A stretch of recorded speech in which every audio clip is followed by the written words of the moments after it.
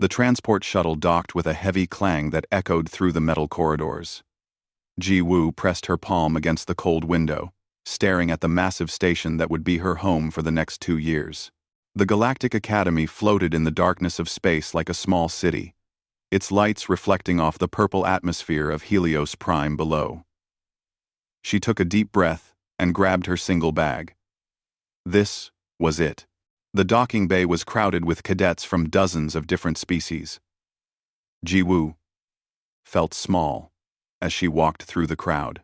To her left, a 4-armed Cathari warrior stood nearly 3 meters tall, his blue skin covered in natural armor plates. To her right, a group of Gronic cadets laughed together, their stone-like bodies making the floor shake with each step. She noticed how they all moved with confidence. Their bodies built for combat from birth. She was just human. Soft skin, 2 arms, no claws or venom or telepathic powers. A holographic display lit up above her head, showing her assignment. Strike Team 7. Barracks. C. Level 12. She followed the glowing arrows on the floor, trying to ignore the stares from other cadets. Some looked curious. Most looked amused. A few whispered to each other as she passed, their universal translators making sure she heard every word. Is that a human? Look how small it is. Why would they send a prey species here? Ji-woo kept her face blank and continued walking. She had expected this. Commander Taejin had warned her back on Earth. He was an old soldier, with scars covering his arms and a voice like gravel. On her last day of training, he had pulled her aside and looked her straight in the eyes. They will underestimate you, he had said. Let them. A predator that looks like prey has an advantage that no amount of armor or claws can match. They will never see you coming until it is too late. She found Barracks C and entered the common room. 5 aliens turned to look at her. The tallest one, a Cathari with 4 muscular arms and sharp facial ridges, stepped forward. His name tag read, Vryn. You are the human? Vryn asked, his voice filled with disbelief. Command assigned a human to strike? Team 7? Yes, Ji-woo replied simply. She set her bag down and met his gaze without flinching. Vryn's 4 arms crossed over his chest. I requested elite warriors, not prey. A massive Granic leaned against the wall, his stone body cracking the surface slightly. Maybe they sent her as emergency food supplies, he rumbled. The others laughed. His name tag read, Thulos. Ji-woo said nothing. She began unpacking her bag in the assigned sleeping pod, organizing her few possessions with careful precision. A thin cadet, with green scales, and a forked tongue, slithered closer. This was Krill, a Scythian. His species was known for lightning-fast reflexes and paralyzing venom. Can you even lift the standard equipment? Krill hissed, his tongue flicking out. Your arms look like they would break. I can carry what I need to carry, Ji-woo answered calmly. She pulled out a small datapad and began reviewing the training schedule. Vryn walked over and grabbed the datapad from her hands with one of his arms. Listen, human. I do not know why Command put you on this team, but I am the leader here. You will follow orders and try not to slow us down. Understood? Ji-woo looked at the datapad in his hand, then back at his face. For a moment, she considered fighting for it. Then she nodded once. Understood. Vryn tossed the datapad back to her and walked away, his team following him. They left her alone in the barracks, their laughter echoing in the hallway outside. That night, Ji-woo lay in her sleeping pod and listened to the sounds of the station. She could hear Vryn and the others in the recreation room, celebrating something. She pulled up her datapad and began making notes. Cathari. 4 arms. Natural armor. Excellent strength. Weakness. Requires high protein intake. Overheats. In extended combat. Granic. Stone skin. Incredible durability. Weakness. Slow movement. High body weight limits mobility. Scythian. Fast reflexes. Venomous bite. Weakness. Cold-blooded. Struggles in temperature extremes. She made detailed notes about each species, every strength, every limitation. Commander Tae-jin had taught her that knowledge was the first weapon. Study your enemy, he always said. Learn how they think, how they move, what they fear. Then you will know how to beat them. The next morning came too early. Ji-woo woke at dawn out of habit, even though the station had no real day or night cycle. She went to the training facility and began her workout routine. Basic exercises, push-ups, running, climbing. Nothing fancy. She focused on endurance and consistency. Other cadets began arriving, and she felt their eyes on her again. She ignored them and kept running on the track. 1 lap, 2 laps, 5 laps, 10 laps. Other cadets came and went, completing their workouts and leaving. Ji-woo kept running. 20 laps, 30 laps. Her legs burned and her lungs screamed, but she maintained a steady pace. This was what humans did best. They kept going. When she finally stopped, she noticed a Vraxian instructor watching her from the observation deck. He was old, with battle scars crossing his reptilian face. He nodded slowly, as if seeing something that interested him. Then, he turned and walked away. The first real test came 3 days later. Strike Team 7 received their first training mission.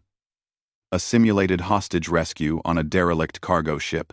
The team gathered in the briefing room as holographic images showed the ship's layout. 6 hostages held on the lower deck, the mission computer announced. Unknown number of hostile forces. Time limit: 2 hours. Vryn immediately began giving orders. Thulos, you take point and break through the main door. Krill, you follow behind and handle any guards. The rest of us will move in formation behind you. We go in fast and hard. Ji-woo raised her hand. The lower deck has narrow corridors. If we go in loud, they will hear us coming and might kill the hostages before we reach them. I suggest we use the maintenance shafts to approach from below, and— Silence, Vryn snapped. I did not ask for your opinion. We use overwhelming force. That is how warriors fight. The mission was a disaster. Thulos smashed through the main door with his stone fists, and alarms immediately started blaring throughout the ship. The hostile simulation forces were alerted instantly.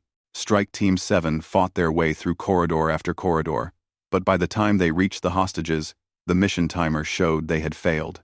In a real scenario, all 6 hostages would have been executed. Back in the barracks, Vryn was furious. Someone must have made noise and alerted them early, he growled, glaring at Ji-woo. Probably the human stumbling around. Very 45. Undermalinate. Probably. Very 40-44. Ji-woo had been at the back of the formation the entire time, but she said nothing. She simply returned to her sleeping pod and pulled out her data pad. She began writing a detailed analysis of the mission. Every mistake, every missed opportunity, every moment where a different choice would have changed the outcome. She noted how Vryn's pride made him ignore tactical advice, how Thulos's strength made him choose force over strategy, how the team's natural advantages had made them lazy and predictable. As she wrote, she remembered something else Commander Tae-jin had told her on that last day. You are not entering a fair fight, Ji-woo. Your opponents will be stronger, faster, more naturally dangerous than you. Good. Use that against them. Predators who have never been prey do not know how to be careful. They do not know how to think 3 steps ahead. They do not know what it means to survive when everything wants you dead. But you do, because you are human. And humans are the most dangerous predators the galaxy has never seen before. Ji-woo finished her notes and set down the data pad. Through the thin walls, she could hear Vryn and the others laughing about something. They thought she was weak. They thought she was useless. They thought she was prey. She would let them keep thinking that. For now, the announcement came during morning assembly. The Academy's headmaster, a tall insectoid creature named Instructor Halen, stood on the central platform with his multiple eyes scanning the gathered cadets. "The crucible begins in 3 days," his voice echoed through the chamber. "All strike teams will be transported to Krell 9 and dropped into separate zones. Your mission is simple. Reach the extraction point, 300 kilometers away. You will have no weapons, limited supplies, and 1 month to complete the journey. Any team that loses half its members will be disqualified immediately." The room buzzed with excited conversation. Krell 9 was famous throughout the galaxy as a death world, filled with dangerous predators and extreme weather. Vryn gathered Strike Team 7 in their barracks that evening. "This is our chance to prove ourselves," he said, his forearms gesturing as he spoke. "We are strong, we are fast, we will reach the extraction point in half the time." "What about supplies?" Jiwoo asked quietly from the back. "We hunt what we need," Thulos rumbled. "The planet is full of prey animals. We take what we want." Jiwoo nodded, but said nothing more. That night, she accessed the station's database and spent hours studying Krell 9. She read about its ecology, its predators, its weather patterns. She memorized the locations of water sources and the territories of the most dangerous creatures. While her teammates slept confidently, Jiwoo prepared. 3 days later, the transport ship dropped them into a dense jungle. The air was thick and humid, making it hard to breathe. Strange calls echoed through the trees, and the vegetation was so dense that seeing more than 20 meters ahead was impossible. Vryn took charge immediately. "We head north. Straight line to the extraction point. Move fast and stay together." They marched through the jungle at a brutal pace. Thulos used his strength to push aside heavy branches. Krill's enhanced vision helped them avoid some obstacles. But within hours, Jiwoo noticed signs that worried her. Scratch marks on tree trunks, territorial scent markers, bones scattered in specific patterns. "We are in hunting territory," she said, stopping to examine a marking on a tree. "These signs belong to Krell raptors. They hunt in packs. We should change our route." Vryn barely glanced at the marking. "Let them come. We are not afraid of local predators." They continued forward. Jiwoo followed silently, but her eyes constantly scanned their surroundings. She noticed how the jungle had gone quiet. No bird calls. No insect sounds. That was never a good sign. As the sun began to set, they made camp in a small clearing. Thulos gathered wood for a fire, while Krill prepared the dried rations they had been given. Jiwoo walked the perimeter of the camp, looking for defensive positions and escape routes. "Stop wasting energy," Vryn called to her. "Nothing will attack us. We are apex predators." Jiwoo finished her circle and sat down at the edge of the firelight. She ate her rations slowly, chewing thoroughly to make them last longer. The others ate quickly and in large quantities, burning through their supplies. Night fell completely. The jungle became a wall of darkness beyond their fire. Jiwoo sat with her back against a tree, facing outward. She did not sleep. Instead, she listened. At first, there was nothing. Then, slowly, she began to hear them. Soft footsteps in the darkness. The rustle of leaves. Low breathing sounds. She counted at least 10 different sources, moving in a coordinated pattern around their camp. "Wake up," she said quietly. "We are surrounded." Vryn jerked awake, his forearms reaching for weapons that were not there. "What are you talking about?" "Listen," Jiwoo whispered. The team fell silent. Now even they could hear it. Movement in the darkness. Getting closer. Then, the raptors attacked. They came from all sides at once. Massive reptilian creatures with rows of sharp teeth and claws like knives. The camp exploded into chaos. Thulos roared and grabbed a burning log from the fire, swinging it like a club. Vryn fought with all 4 arms, his natural armor protecting him from some attacks. Krill moved with incredible speed, his venom-coated fangs finding targets. Jiwoo did not try to fight the raptors directly. Instead, she grabbed a handful of burning embers and threw them into the eyes of one creature. As it recoiled, She kicked its legs out from under it, sending it stumbling into another raptor. She used the environment as a weapon, leading individual predators into traps. A loose log became a tripwire. A low-hanging branch became a barrier. She moved constantly, never staying in one place, making herself a difficult target. The battle lasted 10 minutes, but felt like hours. When the raptors finally retreated, 3 of them lay dead around the camp. But the cost was high. Krill had been slashed across his chest, and one arm hung useless at his side. Thulos had cracks in his stone skin, and green blood seeped through. Even Vryn breathed heavily, exhausted from the fight. Ji-Woo had a few scratches, but was otherwise unharmed. She had taken down 3 raptors without ever directly engaging them in combat.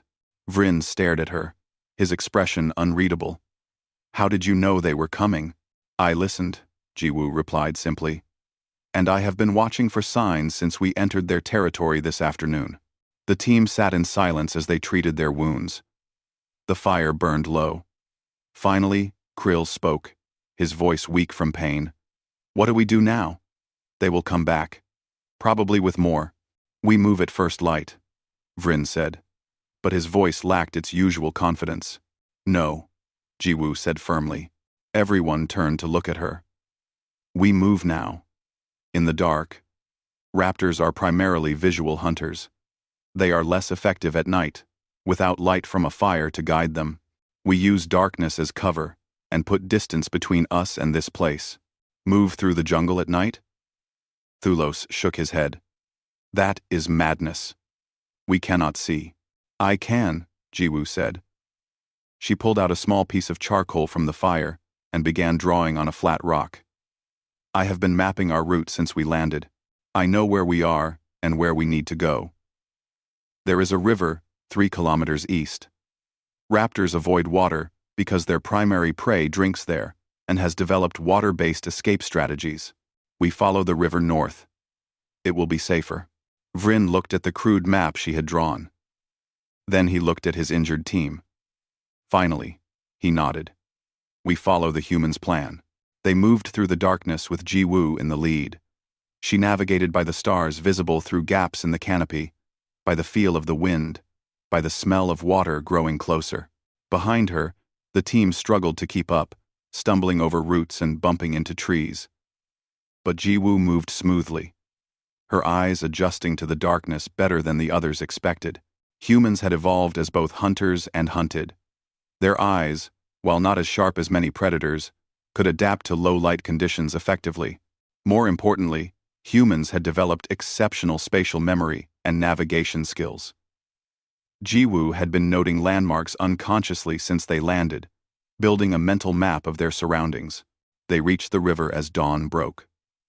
The water ran fast and clear, and the banks were rocky rather than muddy. Ji-Woo led them upstream for another hour before finally calling a stop. "We rest here," she said. 2 hours. Then we continue. As the others collapsed in exhaustion, Vryn approached her. "You saved us last night." "No," Ji-Woo shook her head. "I helped us survive. There is a difference. Why did you not fight the raptors directly? You moved like a warrior, but you did not fight like one." Ji-Woo looked at him steadily. "On my planet, humans were not always the top predators. For millions of years, we were prey for larger, stronger creatures. We learned to survive not by being the strongest, but by being the smartest. By using tools, and environment, and strategy. Direct combat is always the last choice, not the first." Vryn was quiet for a long moment. "Your planet made you afraid." "No," Ji-Woo corrected. "My planet made me careful. There is a difference between fear and caution. Fear paralyzes. Caution prepares." Over the next 2 weeks, Ji-Woo's careful planning kept them alive and moving forward. She taught them how to mask their scent using local plants. She showed them how to set simple alarms using rocks and sticks that would warn them of approaching danger. She found edible plants that other species had never learned to identify because they had never needed to forage. Most importantly, she demonstrated the human ability to endure. While the others needed frequent rest stops, Ji-woo could march for hours without pause. Her sweat-based cooling system meant she did not overheat like Vryn or Thulos. Her efficient movement meant she used less energy. Her psychological resilience meant she never complained or showed doubt. One evening, as they sat by another fire, Vryn asked her a question. "Why do you always plan escape routes? Even in camp, I see you watching for ways to run." "I am not planning to run away," Ji-woo explained. "I am planning to control when and where any fight happens. A good hunter does not chase prey into unknown territory. They lead prey into places where they have the advantage. Every camp we make, I think about how to defend it or how to leave it safely. That is not cowardice. That is strategy." Vryn nodded slowly, beginning to understand. This small human was not weak prey. She was something far more dangerous. A thinking predator, who had evolved on a world where thinking was the only way to survive. The message came through on their emergency communicator exactly 16 days into the crucible. It was not from the academy, but from another strike team broadcasting on an open channel. "Attention all remaining teams," the voice was arrogant and sharp. Ji-woo recognized it immediately as Cathari. "This is Strike Team 3, led by Cracks. We have secured the canyon pass at coordinates North 77. It is the only viable route to the extraction point. Any team attempting to pass through will be eliminated. Especially you, human team. I heard about Strike Team 7's little survival tricks. They will not help you here." The message ended with mocking laughter. Vryn's face darkened with anger, his forearms clenching into fists. "Cracks," he spat the name like a curse. "He has wanted to fight me since academy training began. Now he thinks he can stop us. Number 4. Number 4. Number 4. Ji-woo pulled out her crude map and studied the terrain. Cracks was right about one thing. The canyon pass was the most direct route. Going around would add at least a week to their journey, maybe more. And with their supplies running low and Krill still recovering from his wounds, they could not afford the delay.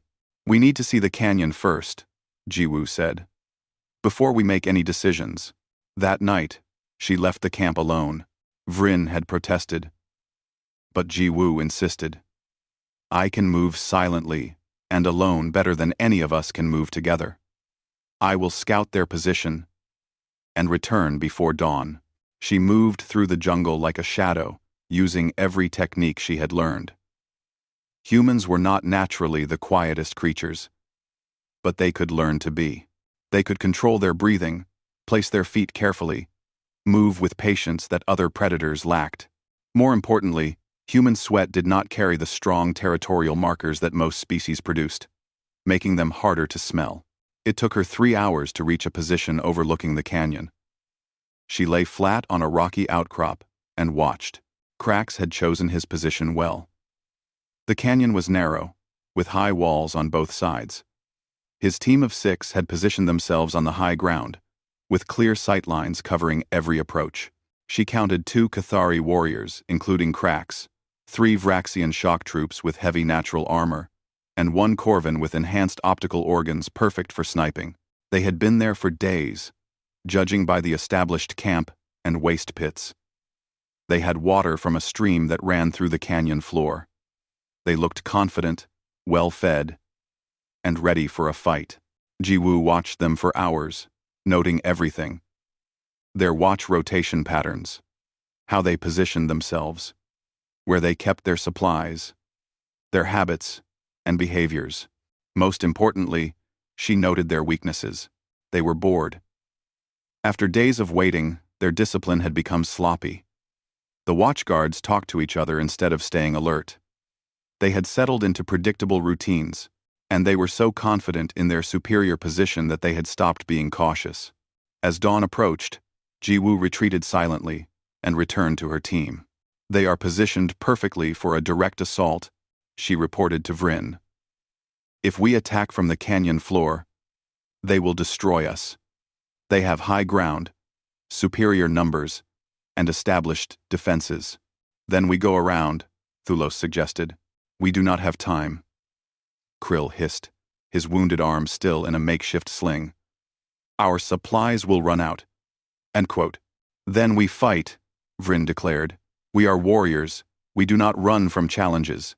No, Jiwoo said firmly. All eyes turned to her. We do not fight on their terms. We make them fight on ours. She began drawing in the dirt with a stick, explaining her plan. The team listened, with growing disbelief. That is dishonorable, Vryn said when she finished. We are supposed to defeat them in combat, not like that. Jiwoo met his eyes steadily. Krax is not waiting in that canyon to test his honor against you. He is waiting to eliminate us from the crucible. He wants to win. So do I.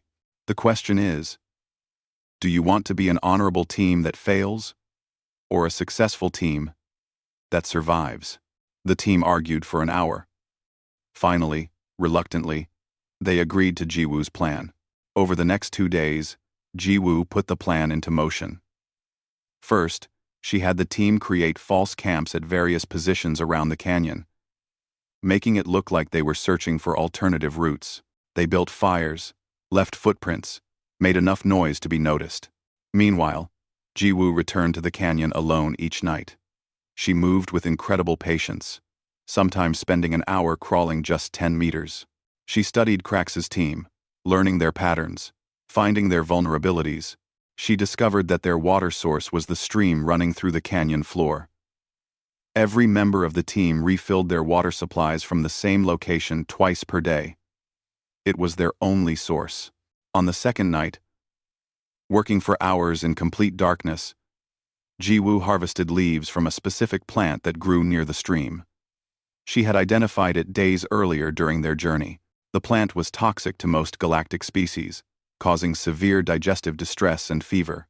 But humans, who had evolved eating a wide variety of plants, many of them toxic, had developed remarkable resistance to plant-based toxins.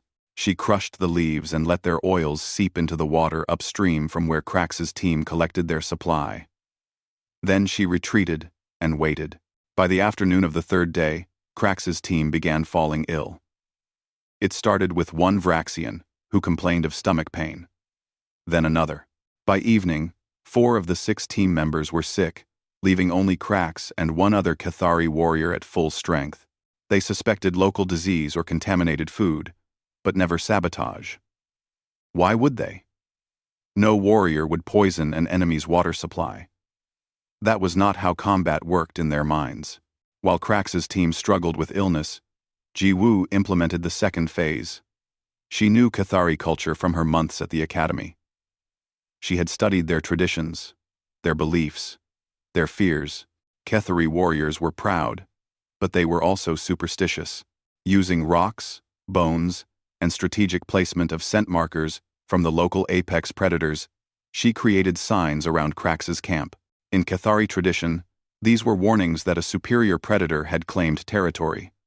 She placed them carefully, where they would be found but would seem natural.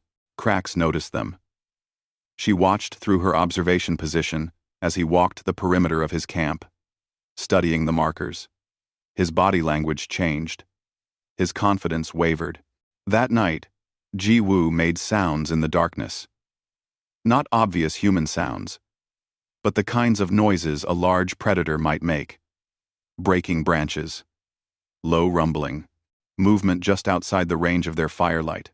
Krax and his remaining healthy warrior stayed awake all night, weapons ready, spinning at every sound. They were exhausted by morning. On the 4th day, Jiwoo gathered Strike Team 7. Now, she said simply, but they did not attack the canyon. Instead, Jiwoo led them to a cliff path she had discovered on her first scouting trip. It was dangerous, narrow, and required careful climbing. For most species, it would be impossible. But humans had evolved as excellent climbers, with flexible shoulders and fingers capable of gripping tiny holds. Their bipedal balance made navigating narrow ledges possible. Jiwoo went first, testing each hold, finding the safe path. Thulos struggled with his weight and size. Vryn had to be strategic about using his 4 arms in the narrow spaces. But they made it. As they climbed past the canyon, Jiwoo triggered one final trap. Using ropes made from jungle vines, she had prepared a rock slide that would block the canyon pass completely. She cut the final support rope, and tons of rock crashed down, sealing Krax's team inside. They would not die. There was another way out that would take them several days to reach. But by then, Strike Team 7 would be long gone, and Krax's team would be disqualified for taking too long. As they descended on the far side of the cliff, Thulos asked Jiwoo a question. "Are you not afraid? We could have fallen to our deaths on those cliffs." Jiwoo glanced back at him, her expression calm. "My ancestors climbed mountains without claws. They hunted prey without venom. They survived ice ages without fur or thick skin. Fear is useful. It keeps you alert and careful. But it does not stop you from doing what needs to be done." Vryn walked beside her as they continued north. He said quietly, "Poisoning their water, creating false signs, psychological warfare. Where did you learn these tactics?" "I did not learn them," Jiwoo replied. "Humans have been using them for thousands of years. When you are not the biggest or strongest predator, you learn to hunt with your mind instead of your body. You learn to make your enemies defeat themselves." "Is that what we are to you?" Vryn asked, his voice strange. "Enemies?" Jiwoo stopped walking and looked at him directly. "No. You are my team. But Krax was trying to eliminate us. I made sure we survived. That is what predators do. We do whatever is necessary to survive." News of Krax's failure spread through the Academy monitoring systems. Instructors watched footage of Jiwoo's tactics, with expressions ranging from fascination to horror. In the observation room, General Korthon, a veteran Vraxian commander, leaned forward in his seat. "Rewind that section," he ordered. "The part where she creates the territorial markers." They watched again as Jiwoo carefully arranged bones and scent markers in patterns that meant nothing to humans but triggered deep instincts in Cathari psychology. "She did not just defeat them," Korthon said slowly. "She hunted them. She studied them like prey, found their weaknesses, and took them down without ever engaging in direct combat." Another instructor, a Cathari female, looked disturbed. "She used our own culture and biology against us. How did a human learn so much about Cathari in just a few months?" Korthon pulled up Jiwoo's academy records. Page after page of observations, notes, behavioral studies. She had been watching, learning, analyzing every species she encountered since the day she arrived. "This is not how warriors fight," the Cathari instructor said. "No," Korthon agreed, his voice grim. "This is how apex predators hunt." The extraction point was still 7 days away when the storm hit. The sky darkened to an angry purple-black, and lightning began striking the jungle canopy with explosive force. Rain fell in sheets so thick that seeing more than a few meters ahead became impossible. The temperature dropped suddenly, and the wind howled through the trees like a living creature. Strike Team 7 huddled under a rocky overhang, watching the storm with growing concern. Through their communicators, they could hear other teams calling for emergency extraction, unable to continue in such conditions. "We should wait here," Vryn said, water dripping from his armor plates. "No one can move in this weather." Jiwoo stood at the edge of their shelter, staring out into the storm. Her hair was plastered to her face, and her clothes were soaked through, but her expression was thoughtful rather than afraid. "No," she said firmly. "We move now." "That is insane," Krill protested, his scales glistening with rain. "We cannot see anything. We will get lost or killed." "The other teams will wait," Jiwoo explained, her voice calm despite the thunder. "That means we can gain days of advantage if we move now. And storms like this are actually safer for us than for them." "Safer?" Thulos rumbled. "How is this safer?" Jiwoo turned to face them. "Because humans evolved in conditions like this.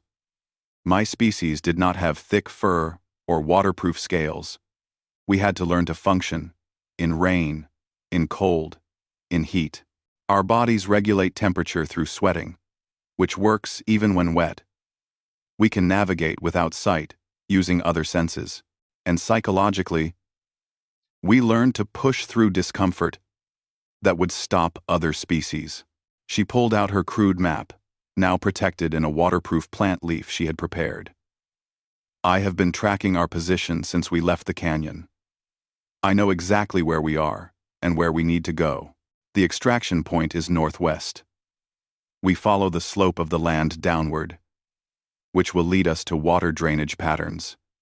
Those patterns flow northwest during storms. We let the terrain guide us. Vryn looked at his team. They were exhausted, injured, and scared. But they had learned to trust the small human who had kept them alive when they should have failed. He nodded slowly. We follow Jiwoo. Jiwoo. Jiwoo. Jiwoo. They moved into the storm. Jiwoo led with steady confidence, navigating by feel and instinct as much as by sight. She noticed how water flowed across the ground, reading it like a map.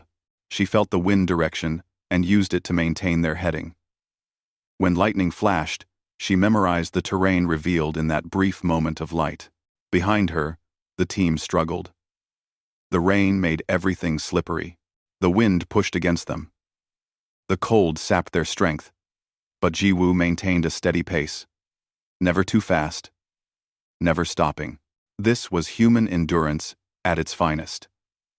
The ability to keep moving when everything hurt, when the body screamed to rest, when the mind wanted to quit. After 6 hours of continuous movement, they found a cave system to shelter in.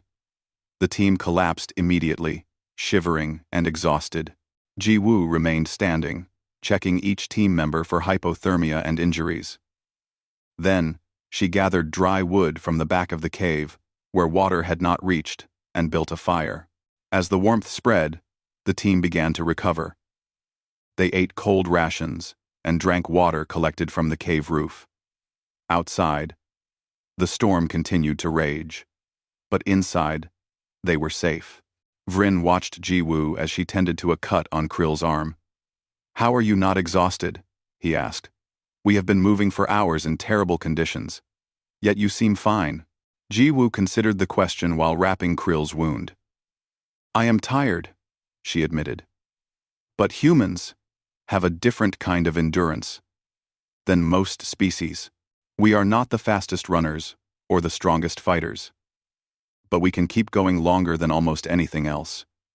On Earth, my ancestors used to hunt by chasing prey for hours, sometimes days. The prey would be faster, but eventually it would collapse from exhaustion. The human hunters just kept following. We call it persistence hunting." "That sounds horrible," Krill hissed. "Chasing prey until it dies from being too tired to run anymore." "It is efficient," Jiwoo replied without emotion. "The prey does not suffer a violent death. It just stops. And the hunters survive." Thulos shifted his massive stone body, making the cave floor crack slightly. "Your planet sounds like a nightmare. Everything trying to kill you. Terrible weather. No natural weapons or armor." Jiwoo smiled slightly, the first real smile any of them had seen from her. "High gravity, extreme weather variations, deadly microorganisms, predators in every environment. But it made us what we are. Adaptable, resilient, creative. We could not rely on thick skin or venom, so we learned to make tools. We could not rely on speed or strength, so we learned to think ahead and plan. We could not rely on natural camouflage, so we learned to understand behavior and psychology." She fed another piece of wood into the fire, watching the flames dance. "Every species in the galaxy has advantages given to them by evolution. You, Vryn, have 4 arms and natural armor. Thulos has stone skin that makes him nearly indestructible. Krill has reflexes faster than thought and paralyzing venom. These are gifts from your home worlds. What gift did Earth give humans?" Vryn asked quietly. Jiwoo looked up at him, and in her eyes was something that made even the warrior uncomfortable. Earth gave us the understanding that nothing is fair, nothing is guaranteed, and the only way to survive is to never, ever stop trying. It gave us the knowledge that we are always one mistake away from death. So we better not make that mistake. It taught us to see every environment as something to be understood and used. It made us into thinking predators who can adapt to anything. The cave fell silent except for the crackling fire and the storm outside. The team looked at Jiwoo with new understanding. She was not just a cadet who happened to be human. She was the product of millions of years of evolution on a planet that tried to kill her species at every opportunity. And somehow, humans had not just survived but thrived, becoming the dominant species on one of the most dangerous planets in the known galaxy. The next morning, the storm had passed. They emerged from the cave to find the jungle transformed. Trees were down. New streams had formed from the flooding. The terrain looked completely different. Other teams would be lost, spending days figuring out new routes. But Jiwoo had already adapted. She studied the changed landscape for only a few minutes before setting their new course. Over the next 4 days, they made excellent progress. Jiwoo's navigation was perfect, leading them along paths that saved time and energy.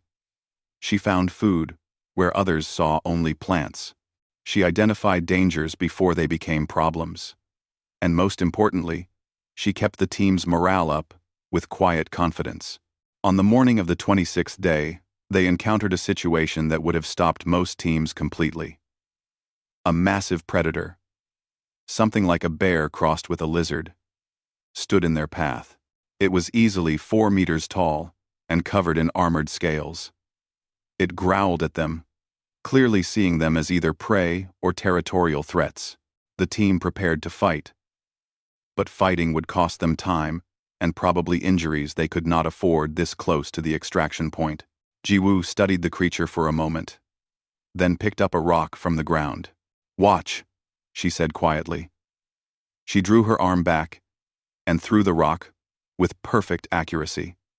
It struck the creature precisely in its left eye. The predator roared in pain and shock. Before it could charge, Jiwoo threw another rock, this one hitting its snout. Then another, and another. She threw with speed and accuracy that none of the team members could match. Each rock found its target, causing pain, but not serious injury.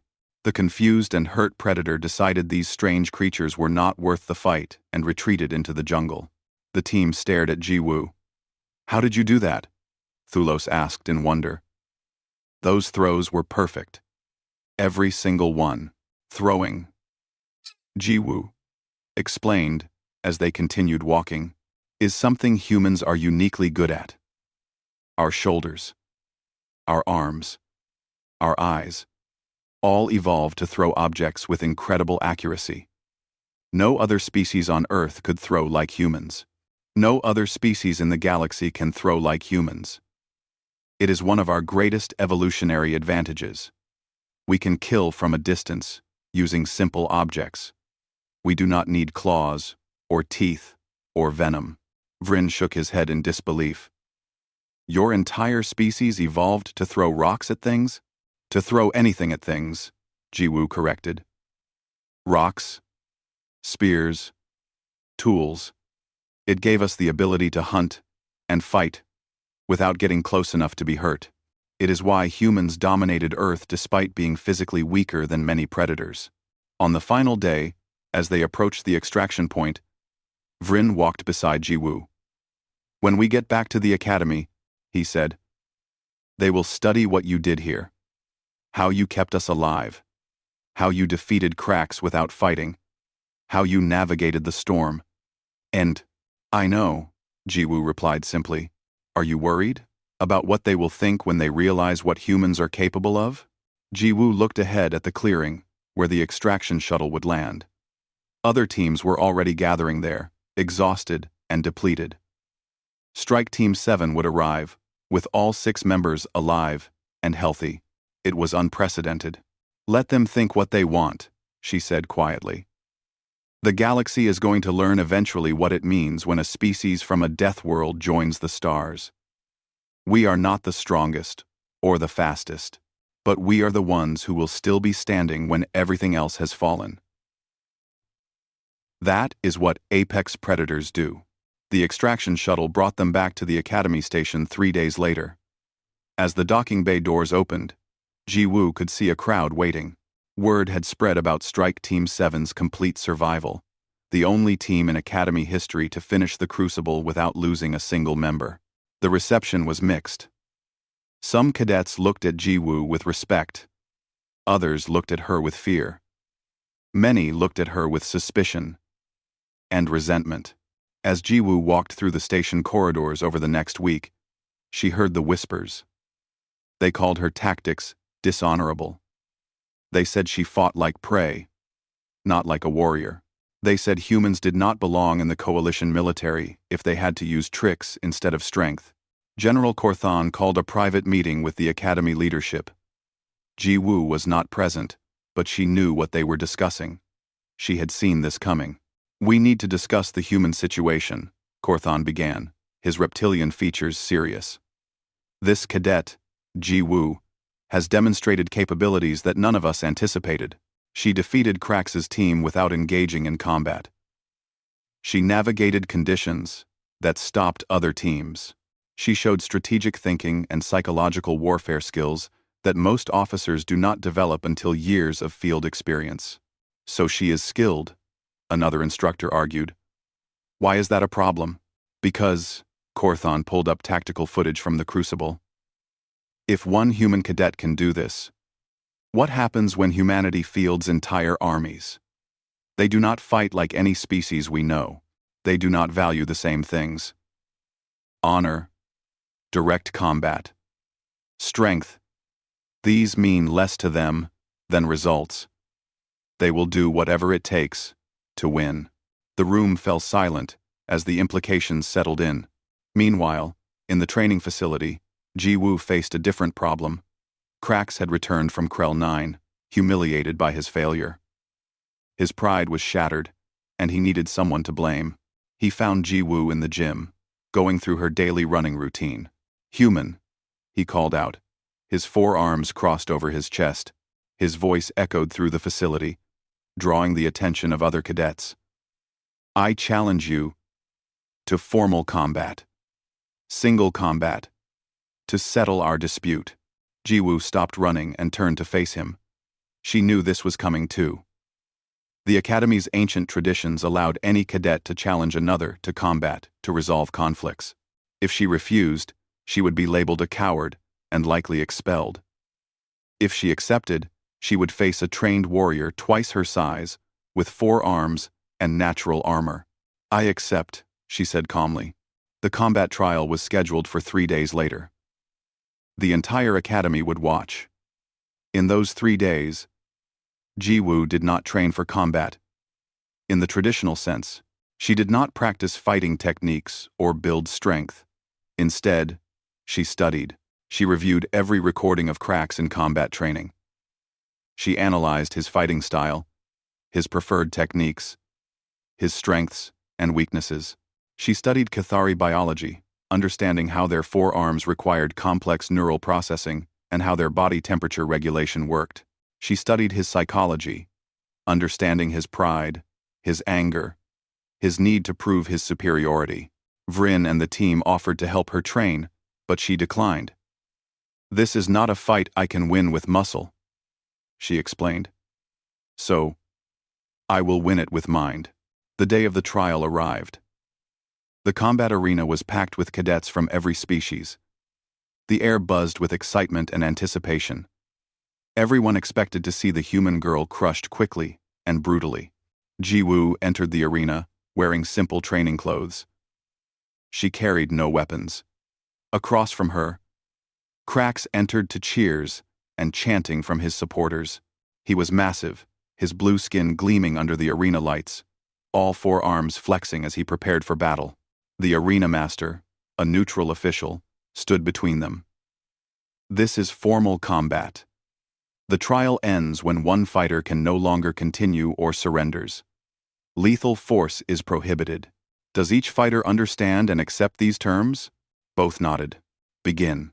Cracks charged immediately, all four arms reaching to grab Ji-woo in a crushing hold. But Ji-woo was not there. She had already moved, using her bipedal balance to change direction faster than Cracks expected. His momentum carried him forward, and he stumbled slightly. Ji-woo did not try to match his strength. Instead, she used her human agility, her two-legged balance that allowed for rapid directional changes. She moved in circles, forcing Cracks to constantly rotate his entire body rather than just repositioning his limbs. "You cannot run forever, human," Cracks shouted, breathing already becoming heavier from the constant turning. "I am not running," Ji-woo replied, her voice steady. "I am hunting." She began to speak as she moved, implementing psychological warfare even in combat. "You are already breathing hard, Cracks. How long can you maintain that pace? Cathari bodies are efficient for short bursts of power, but extended activity causes overheating. I can see the heat shimmer from your skin already." Cracks roared and attacked more aggressively, burning more energy. Ji-woo continued to evade, her movements economical and precise. She was barely breathing hard while Cracks was clearly tiring. "On Earth," Ji-woo continued, still moving, "we call it persistence hunting. We do not catch prey by being faster. We catch it by outlasting it. How long can you keep this up, Cracks?" The psychological impact was devastating. Cracks realized he was burning energy, chasing prey that would not stop moving. His attacks became more desperate, less controlled. After 15 minutes of continuous movement, Cracks was visibly exhausted. His forearms moved slower. His breathing was labored. His attacks were sloppy. Ji-woo had barely broken a sweat.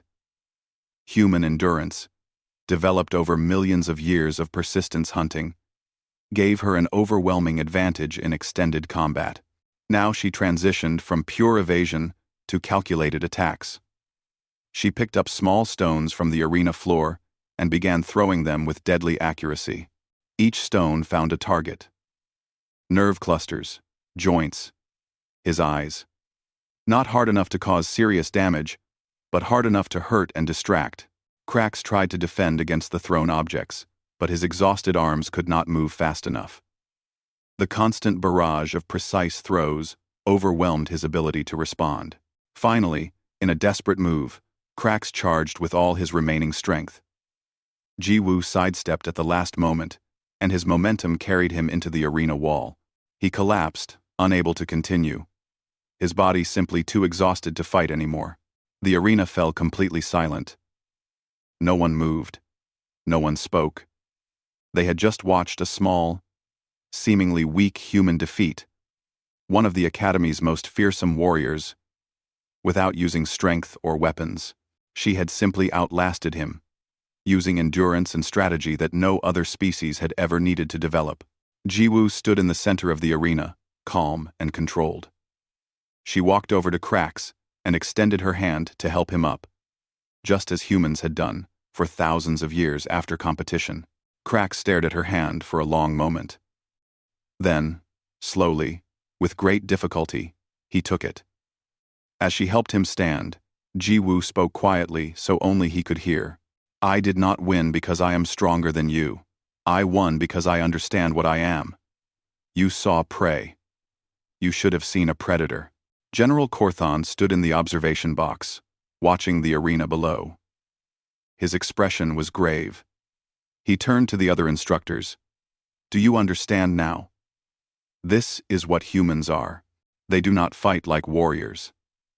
They fight like evolution designed them to fight, by outlasting, outsmarting, and outthinking their opponents. Every single one of them has this capability. It is not training. It is not special skill. It is what their death world made them." That evening, Korthon addressed the entire Academy over the station-wide communication system. His voice was serious, but respectful. "Today you witnessed something important. You saw a human defeat a superior warrior not through strength, but through the qualities that humanity evolved over millions of years: endurance, strategy, psychological insight, the ability to see weakness where others see only strength. Some of you think these tactics are dishonorable. I tell you that honor is a luxury predators cannot always afford. He paused, letting his words sink in. The galaxy is changing. Humanity has joined the coalition. They are not like us. They do not think like us. They come from a planet that tried to kill them at every turn. And they survived by becoming the most adaptable, persistent, and innovative predators their world had ever seen. We can either learn from them, or we can fear them. I suggest we learn. After the trial, Ji-woo was formally recognized by the Coalition command structure. They offered her a position in the Elite Special Operations Division, where her unique skills could be utilized. Other human cadets began arriving at the academy, and the instructors prepared new training programs specifically designed around human capabilities. The night after the trial, Ji-woo stood in the observation deck, looking out at Earth hanging in the distance. Vrin found her there. "They are calling you the patient hunter now," he said, standing beside her. "How does that feel?" Ji-woo smiled slightly. "Accurate. I have been thinking about what you said on Krell 9, Vrin continued. About humans not being the strongest or fastest, but being the ones who are still standing at the end. I understand it now. You are not warriors in the way we define warriors. You are survivors. We are both," Ji-woo corrected gently. "Humanity learned to survive first, but surviving made us strong. Adapting made us dangerous. And never giving up made us apex predators." She pulled out her datapad and showed Vrin a message from Commander Tae-jin that had arrived that morning. It was simple. "You proved what one human can do. Now they will learn what all of us can do. Earth is proud of you, Ji-woo. The galaxy is learning what it means to share space with a species from a death world." Vrin read the message and felt a chill run through his body. He looked at Earth, that small blue and green world that seemed so peaceful from a distance. But he knew the truth now. That world had forged humanity in fire and ice and endless struggle. It had created a species that could not be intimidated, could not be stopped, and would never surrender. "What happens now?" he asked quietly. Ji-woo looked at him with those calm, patient eyes that he had learned to respect and fear in equal measure. "Now, humanity continues to grow. More of us join the coalition military. More of us learn about the galaxy.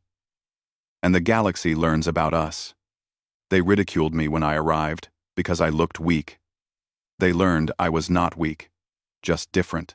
Soon, the whole galaxy will learn that lesson." She turned back to the window, looking at the stars beyond. "Humans are patient. We can wait. We can endure. And when the time comes, when the galaxy faces threats that cannot be defeated with strength alone, they will call on us. Because we know how to survive when survival should be impossible. We know how to win when winning looks impossible. That is what apex predators do. We adapt, we persist, and we never, ever stop."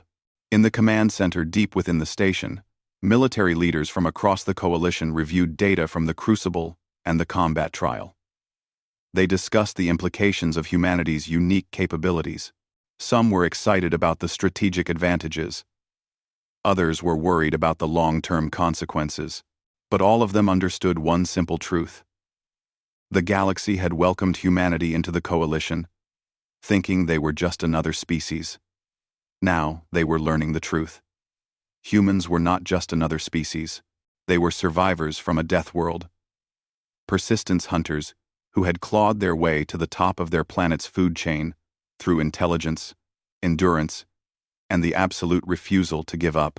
And there were billions of them, looking up at the stars, ready to show the galaxy what an apex predator really is.